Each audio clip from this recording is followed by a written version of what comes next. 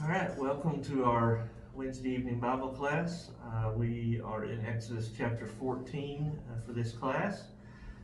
If you have been a part of it, you want to review a little bit to make sure we're staying on our chronological timeline thinking process. Israel at this point in the account has escaped Egypt. Moses has gone back and stood before Pharaoh, and God's plagues have been performed, including the 10th plague, the death of the firstborn, including Pharaoh's son. And so Israel has now left Egypt, and rather than going northwest, or rather northeast toward Canaan, God has taken them a different route, because if they go northeast, they're going to see war pretty quickly, and God knows they're not ready for that just yet. But that seems to be only part of the issue. God takes them southeast, and they camp. They camp for a while, and in fact, they're at Etham for a few days.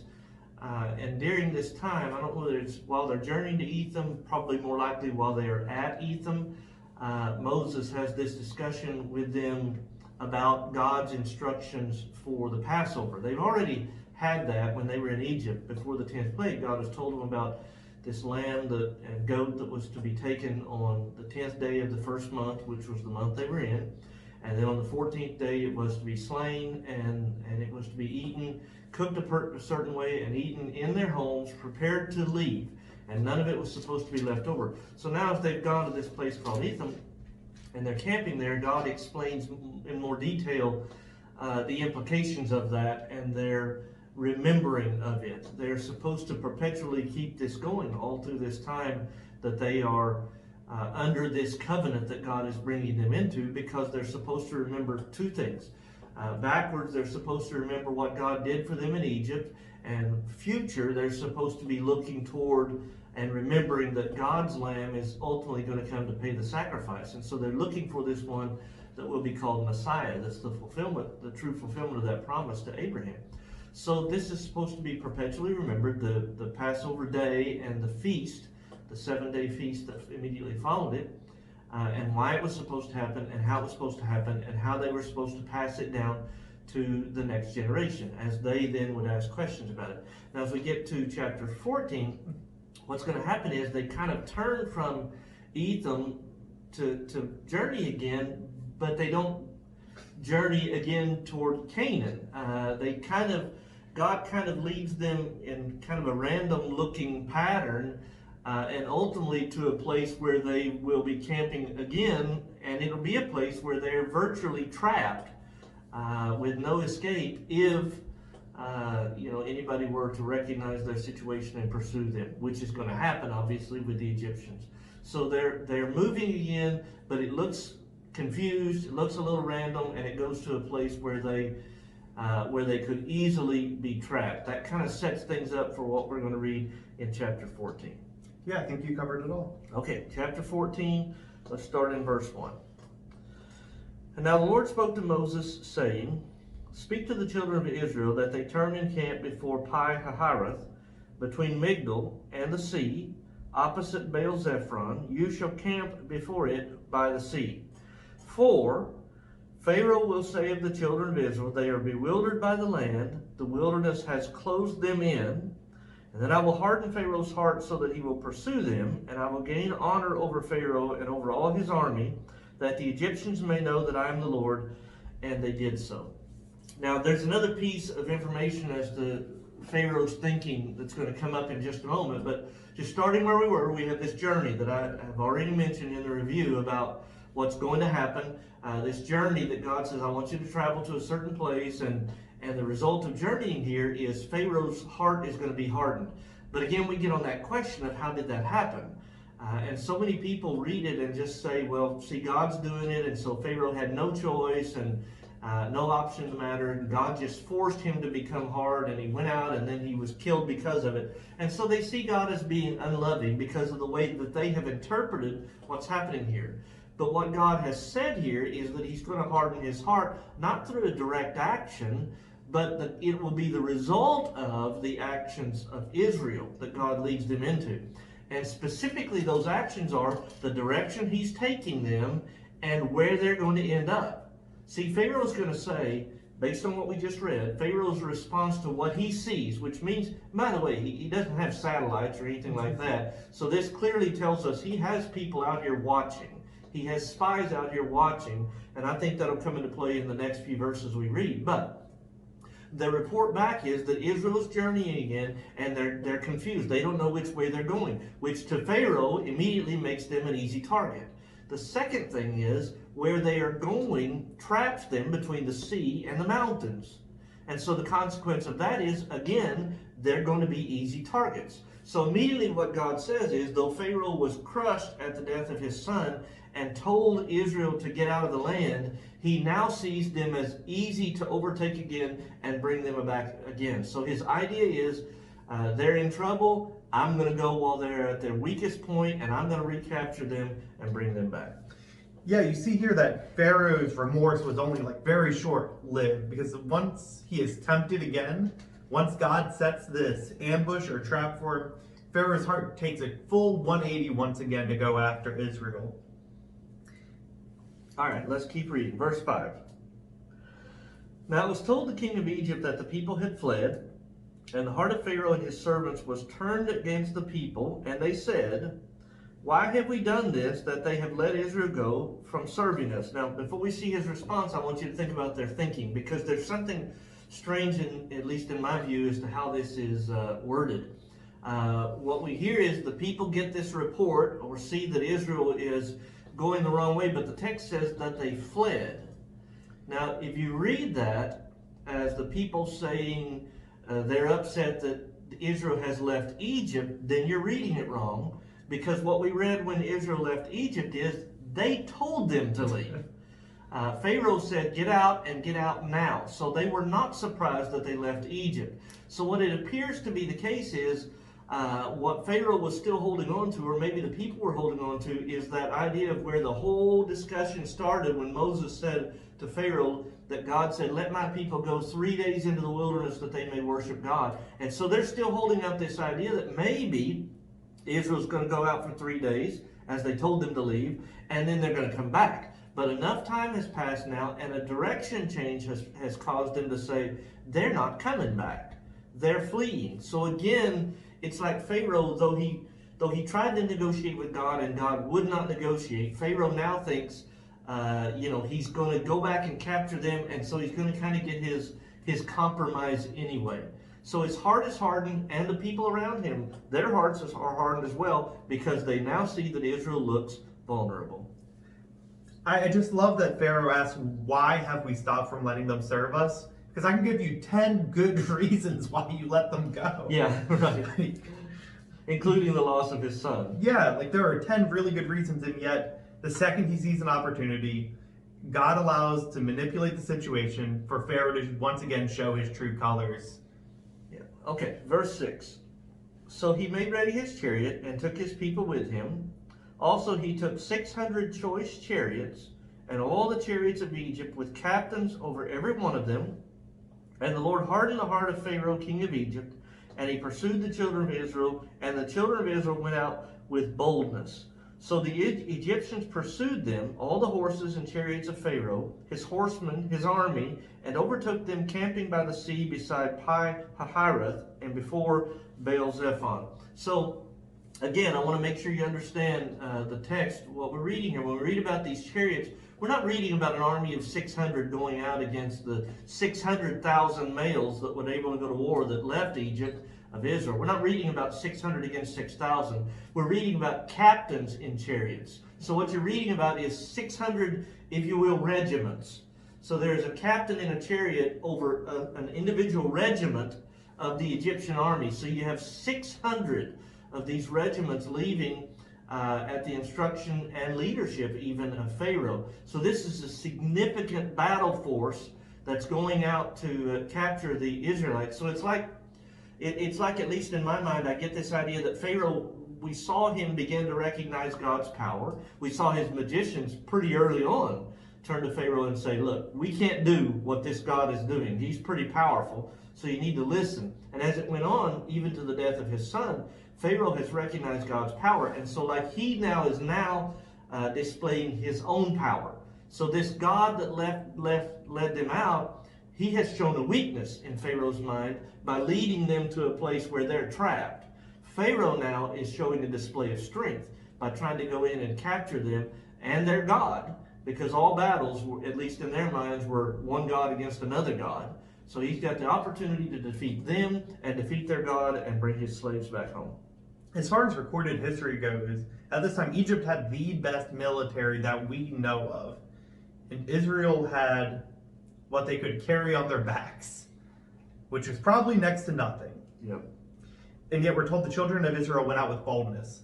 And that word boldness, I just want to focus on for a second because it's a weird word. We translate it as boldness, but in the Hebrew language, it has it signifies rebellion. It signifies standing up for what is right. So it's not just a battle of physicalness. It's a battle of right versus evil, and I think that's going to play a big role throughout the rest of this chapter. I think it kind of gives us the idea there that they're celebrating their victory as they go. Yeah. So, okay, verse 10. And when Pharaoh drew near, the children of Israel lifted their eyes, and behold, the Egyptians marched after them. So they were very afraid, and the children of Israel cried out to the Lord. I see a couple things here that I find intriguing, and that is how quickly they go from that idea of victory and right conquering over wrong to this idea of, oh no, we're in trouble. They did not fight in Egypt. All the things that happened in Egypt that caused Pharaoh to let them go, it was not because of Israel's strength. It was not because of anything they accomplished. It was all that God was doing it. So now as they're out here in this trapped location, if you will, and they look up and they see this army of the Egyptians approaching, they have never been at war. They have never been able to fight and defend themselves. And so they know they cannot. And so they are immediately afraid. But what I love is this fear is not what we will find in them at other times. Fear at other times causes people to not do what God says. What it does in this case is cause the people to turn to God and say, okay, we can't do this. And before, remember, when Moses first showed up and talked to Pharaoh, and Pharaoh made everything harder on the Israelites, they didn't complain to God, they complained to Moses. So now I think they're seeing this idea of this is all God's direction and God's doing, and Moses is not going to defeat Egypt. This is going to be God doing it. So in their fear, they do the right thing, and that is to turn to God. Yeah, exactly. I think if they could just hold on to this feeling throughout the rest of their journey in the wilderness, that when they are without help, when they feel like they can't stand up to what they're facing, they cry to God. And yet, when we get further down the road, obviously that attitude changes. But right now, it's very inspiring. But anybody that gets the idea that your faith needs to be perfect is going to always struggle. And the fact that is presented right before these next two verses show us that their faith was a real living faith. And what I mean by that is they were real humans. They had learned to have a trust in God, but even in that trust, there was struggle. Remember the man that said, Lord, I believe, help my unbelief? And you say, how can you believe and have unbelief? Well, when it is impossible, when the situation is impossible and you turn to God, you turn to Him because you believe He's the only one that can handle it. What you struggle is, how is this even possible to be handled? I don't understand a God who can accomplish this. And that's kind of where they are. So their faith, though it is at a place where they know God is the one who can deliver them, struggles with whether it's even possible. Let's start in verse 11. Then they said to Moses, because there were no graves in Egypt, have you taken us away to die in the wilderness? Why have you so dealt with us to bring us up out of Egypt? Is this not the word that we told you in Egypt, saying, let us alone that we may serve the Egyptians? For it would have been better for us to serve the Egyptians than that we should die in the wilderness. So you see their struggle. They are afraid, so they turn to God, but then they say to Moses, how did we get in this mess? Did you lead us out here to die? Is this going to be the end of it all? And I love the fact that they do what most of us do, and that is they revise history. When Moses showed up, you remember God met him at the burning bush, and God said, I have heard the cry of my people. Was God saying, I've heard my people say, just leave us alone, we're okay here? No, that's not what they were crying out. Moses went back and stood before the people because they were in turmoil. They were struggling, and God was going to bring them out of that captivity. They had been looking for that leader and were thrilled that God was sending that leader. What they struggled with was it didn't happen the way that they wanted it to happen, the way they envisioned it happening. It just didn't go on their time scale and the way they wanted it to happen or thought it should happen. So, but now they've revised it. They didn't tell him, "Oh, just leave us alone. Moses, we don't really need a leader." No, they were behind him. They just weren't behind the way it worked. Yeah. During this time of like uncertainty and doubt, it's interesting that they're never ridiculed for this. That falling into like being unsure of the plan is never something worth ridiculing. Even when you go back to when God first met Moses, Moses goes ahead and questions the methods of God. And he's not ridiculed for that because God understands that we're humans. Yep. That doubt exists. As long as we let him lead the way, it works out. And we don't always understand. Yeah. Okay, verse 13. And Moses said to the people, "Do not be afraid. Stand still and see the salvation of the Lord, which he will accomplish for you today.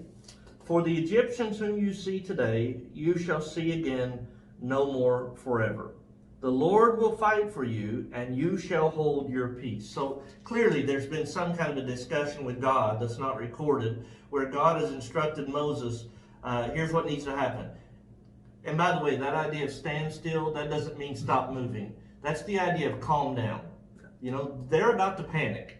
And if they, in their fear, start to panic, then what's going to happen? Well, everybody's going to run off any singular way they can go. Somebody's going to be hiding here or hiding there, and they're going to scatter. And the Egyptians, in that perspective, will just be able to pick them back off. So what Moses says from God is, now calm down, settle down just a little bit, and wait for God to answer. And I love that because, well, here's the way it works with us.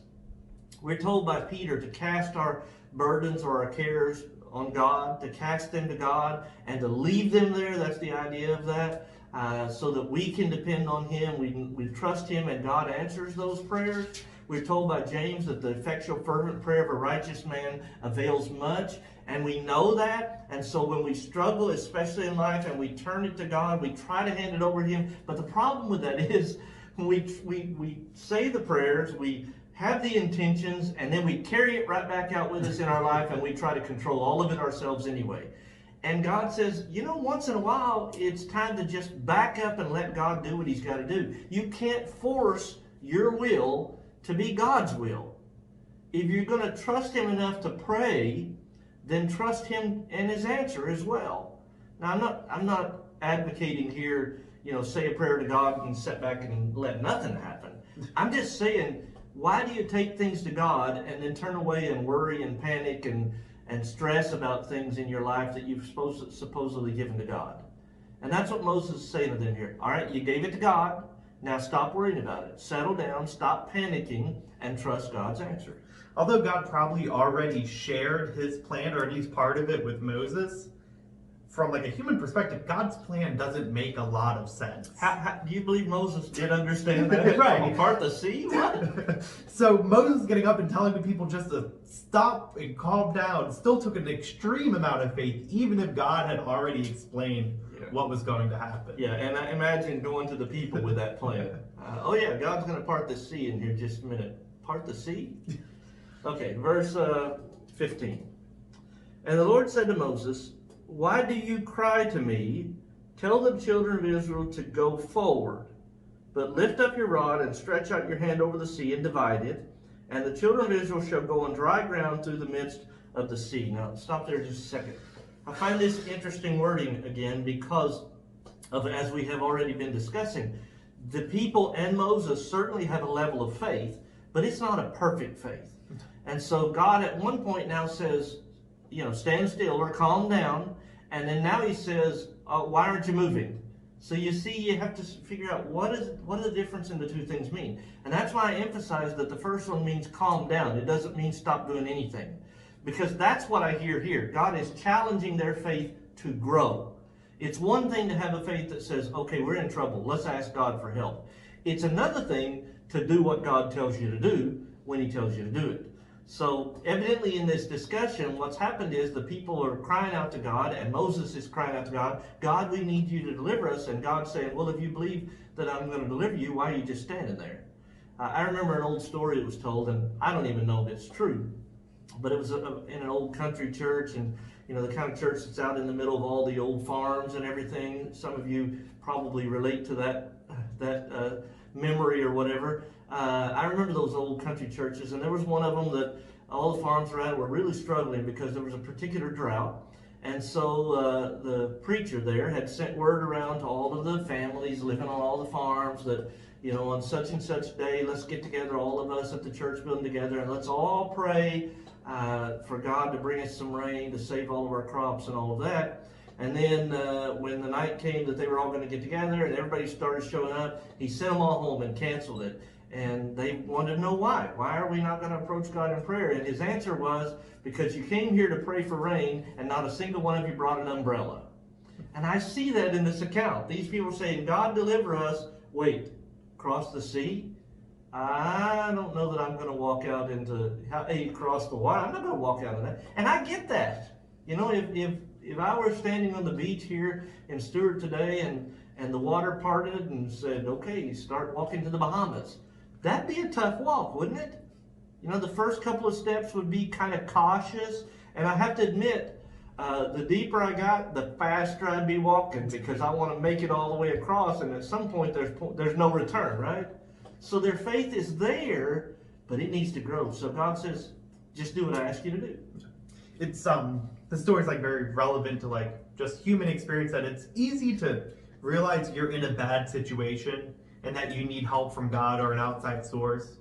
It's a lot harder to actually do what they say to get yourself out of it. Yeah. Okay, verse 17. And indeed I will harden the hearts of the Egyptians, and they shall follow them.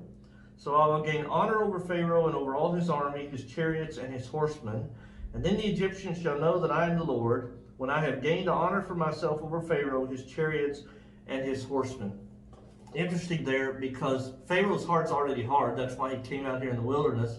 But think about the level of stubbornness that it would take to go follow them into this sea. That is an extreme risk. And he's just that stubborn to think. And I picture this, and this is what I've learned as I've gone over it again even today. As they're moving through the sea, you'll see the cloud is following them. There's going to be a cloud that's separating the two. The cloud is following them. And so Egypt is still following behind. And they're separated from Israel. But everything that happened prior to this, when they were in Egypt and the plagues were occurring, that was never a conflict with Egypt's army. That was a conflict between God and Egypt's gods. But now, one of the people that was considered a god, Pharaoh, has his armies. So this is a real battle. And so the challenge here is that Pharaoh is saying, look, he may have defeated the land and nature and all those gods, but I'll tell you what, I'm a real God. And so I'm going to prove it. I'm going to follow it. And you can just see his stubbornness develop. And God uses that as an opportunity to show the Israelites and all of Egypt, there is no power that can stand against God. This is something I don't think about often, but whenever God delivers us from a situation or God works in our life, we don't usually think about how, one, it's a testimony for us. That makes sense. But it's also a testimony for other people. And that's something I don't think about often, looking to how God works outside of my normal vision, outside of what I normally see for myself, to see God working in the world. And in the lives of others even. Yeah. Okay, verse 19. And the angel of God, who went before the camp of Israel, moved and went behind them, and the pillar of cloud went from before them and stood behind them. So it came between the camp of the Egyptians and the camp of Israel. Thus it was a cloud and darkness to the one, and it gave light by night to the other, so that the one did not come near the other all that night. So now two elements have been moved. Some kind of a theophany or a representation of the Godhead, which if you study through the Bible, we don't have time to get in depth with this, but if you study through the Old Testament, usually when we're reading about the angel of the Lord, we are reading about the pre-incarnate Christ, the Word that would become flesh, from John chapter 1, verses 1 through 3 and verse 14. So this is a representation of God. This is the second personality of the Godhead that's a part of the leadership taking Israel where they're supposed to go, has now moved to be behind them. And the only reason to do that is because he's their protector. but also moving is the cloud. The cloud that they're supposed to be following is behind them now. And they're going to cross without following it. They're going to cross with it behind them. And as it is behind them, what it's doing is it's creating a barrier as well as continuing to provide. So on one side you have darkness preventing the Egyptians from seeing through it or crossing through it. And on the other side you have light that's being produced for the Israelites so that they can see what's continuing to happen and what God's doing, and they're going to see the sea part so they can cross through it. So now you have both elements behind and protecting and separating Israel from the Egyptians. Yeah, and although they may have known of the angel of God from stories of Abraham and Isaac and their forefathers, this is the first time they're personally experiencing it. Yep. But it won't be the last. We'll go on to read that they'll find more examples of God in a physical form in their experience. You'll see Moses on Mount Sinai, and you'll see them down the road as well. And yet, I can only imagine being Israel in this situation and just being completely confused to what is going on. Yeah, this takes a lot of trust, doesn't it? All right, verse 21. And then Moses stretched out his hand over the sea, and the Lord caused the sea to go back by a strong east wind all that night, and made the sea into dry land, and the waters were divided. So the children of Israel went into the midst of the sea on the dry ground, and the waters were a wall to them on their right hand and on their left. And the Egyptians pursued and went after them into the midst of the sea, all Pharaoh's horses, his chariot, and his horsemen. Now it came to pass, well, let's stop there just a second. So we want to make sure we keep the picture here. So the sea is parted. We don't read that the sea parted gradually throughout the whole night. What we read is this huge group of people, some 600,000 men, which, as we've talked about in other classes, kind of estimates out to be maybe 2 million, maybe even 3 million Israelites, some of whom obviously would be elderly, some of whom would be very young. It would be a difficult, not rapid journey. So what we're reading is it takes them the whole night to cross.